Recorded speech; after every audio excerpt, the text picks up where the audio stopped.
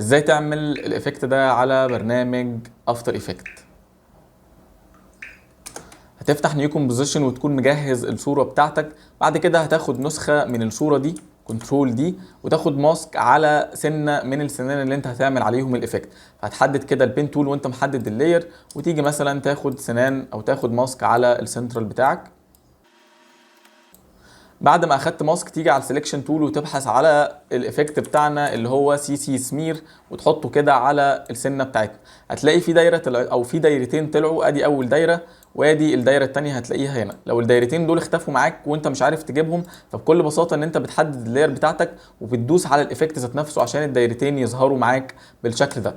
فبتشوف كده مثلا لو انت نزلت كده الدايره دي كده، فكده الايفكت معمول بالعكس. فالحل ايه؟ ان انت لازم تلف الدايره دي كده وتاخد دي تحطها هنا، فلما تيجي تنزل كده هتلاقي الايفكت بتاعك مظبوط، شغال مظبوط تمام. فهتحدد كده او هتحط الاثنين كده تحت بعض بالظبط كده عشان ما يكونش في فرق، وتعمل كي فريمز في الاول على الاربعه دول.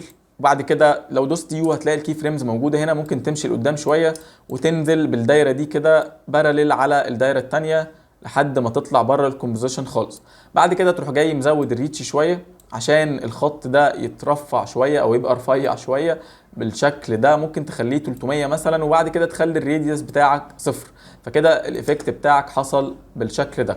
لو عاوز تجمل بقى الايفكت او ترسم شيب هنا مفيش مشكله، تروح جاي جايب الشيب او الاليبس كده وترسم شيب وتخلي مثلا ليه فيل وانت بترسم كده. لو عاوز تبقى منتظمه تدوس على شيفت وانت بترسم عشان تبقى بالشكل ده. تيجي على السلكشن تول عشان تحط الشيب مثلا تحت الصوره بتاعتك او تحت الايفكت بتاعك، وتنزل الشيب تحت السنترال بتاعك. يعني هو ده اللي احنا عاملين عليه الايفكت. ممكن نسميه حتى سنترال كده عشان نبقى شايفين ان احنا حاطين الشيب تحت السنترال بالظبط. اخر خطوه معانا عشان الجلو اللي حصل ده، ان احنا الايفكت المفضل بالنسبه لي وهو ايفكت الديب جلو. هنحط ايفكت الديب جلو على الشيب بتاعنا هتلاقيه نور بالشكل ده. فهنيجي في الاول هنخلي الراديوس والاكسبوجر 0، ونخلي ده كمان 0، ونعمل كي فريمز من اول ما يجي نازل يضغط او يجي يخبط في الشيب بتاعنا. فهتلاقي كده اكسبوجر والراديوس، دوس يو عشان تشوف تمشي لقدام حاجه بسيطه. اول ما لمس تروح مخلي الاكسبوجر مثلا 1 وتخلي الراديوس بتاعك مثلا 1000. بعد ما نور كده ممكن تقرب كده وتشوف اول ما لمس وخلص تيجي هنا وتاخد اول كي فريمز كوبي، كنترول سي كنترول في عشان ينور ويطفي. لو جينا نشغل كده هتلاقي الايفكت بتاعك حصل بالشكل ده.